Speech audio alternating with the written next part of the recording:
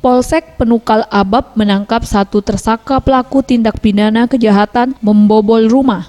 Tersangka warga Desa Betung, Kecamatan Abab, Kabupaten Pali tak berkutik saat digiring anggota Satreskrim Polsek Penukal Abab. Di hadapan polisi, tersangka pelaku tertunduk setelah aksi kejahatannya terungkap.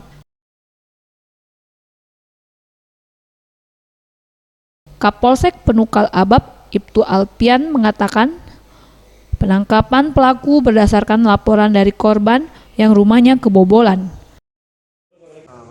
Penangkapan karena pelapor melapor ke polsek, begitu dapat laporan polisi, Satreskrim bersama anggotanya lidik siapa pelaku yang telah membongkar rumah korban. Hasil lidik tersebut didapatkan pelakunya Rasulullah Nabi, warga dari Betung. Maka itu dilakukan penangkapan dan saat digeledah di rumahnya ditemukan barang bukti berupa salon, yang lainnya telah dijual dan sekarang dalam DVD. Kita kenakan pasal 363 ayat 3 dan 5, ancamannya 9 tahun.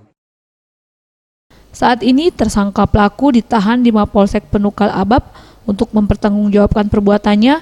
Pelaku diancam hukuman penjara 9 tahun pasal 363 KUHP pencurian dengan pemberatan. Boris Simbolon, Sriwijaya TV.